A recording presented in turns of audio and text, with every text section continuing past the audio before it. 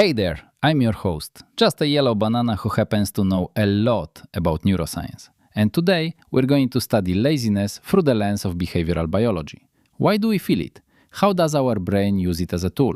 And most importantly, how do you outsmart it without burning yourself out? Let's peel this thing open.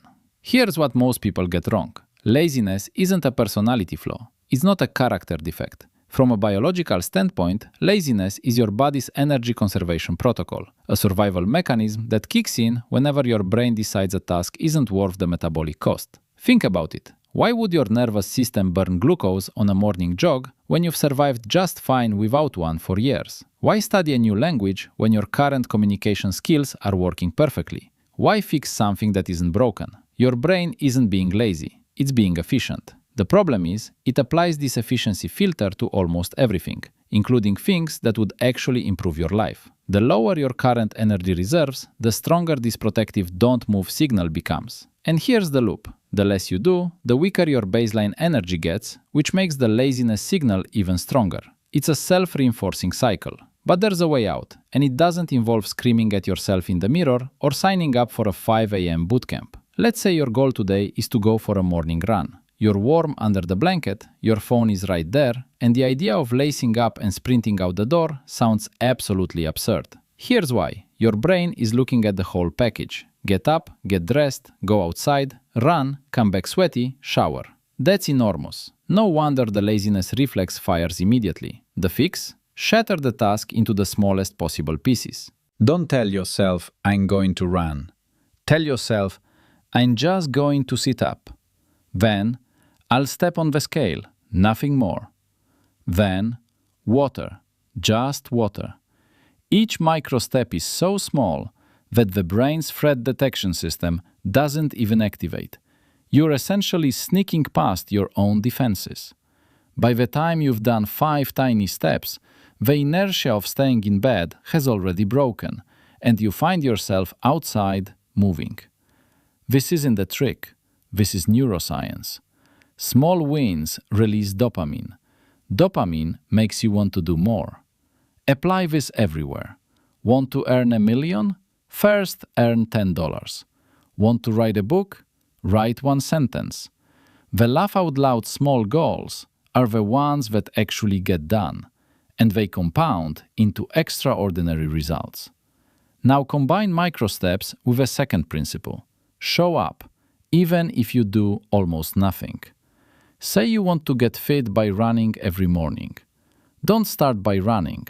Start by simply waking up at the same time every day and doing something, anything. Walk around your room. Stretch for 30 seconds. The content doesn't matter yet. What matters is the pattern.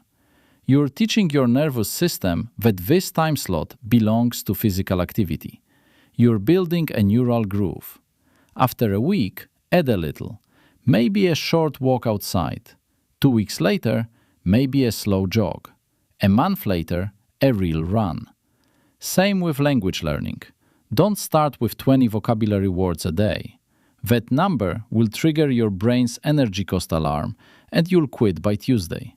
Instead, start by just reading foreign words out loud. No pressure to memorize. Just exposure. Develop the habit first, intensity second. Your brain will follow once it stops seeing the activity as a threat. Here's one people ignore. Rest is not laziness. Rest is fuel. Laziness is what happens when your mental or physical energy drops below a critical threshold. Proactive rest, scheduled breaks, sleep, time away from screens prevents that crash. When you work without breaks, your attention system degrades, your decision-making weakens, and the brain starts issuing emergency energy conservation orders. That's when everything feels pointless and heavy. Treat your rest like an engineer treats maintenance cycles. Not optional, built in, essential. This is the most underrated factor of all. People who struggle most with laziness are usually stuck doing things that don't matter to them. A job they resent, relationships that drain them, habits inherited from someone else's expectations. Here's what your brain is actually calculating. Is what I'm spending energy on giving me anything back? If the answer is no, no joy, no growth, no sense of progress, your brain classifies this as a bad trade and starts rationing effort. Laziness isn't rebellion. It's your nervous system telling you the ROI on your current life choices is terrible. But the moment you start doing things that genuinely excite you, things whose results inspire you to do more, the brain flips into reward mode. Energy flows, momentum builds. The "I don't want to" voice gets quieter. You're not broken. You just might be spending energy in the wrong places. So let's recap. 4 steps from behavioral biology to defeat laziness without drama. Fragment your tasks. Make them embarrassingly small. Show up consistently, even when the effort is minimal. Rest strategically. It's fuel, not failure. Do what actually matters to you. Energy follows meaning. I'm your yellow banana friend, and I'll see you in the next one. If this video helped, you know what to do. Like, subscribe, and drop a comment telling me what your laziness battle looks like. Let's figure it out together.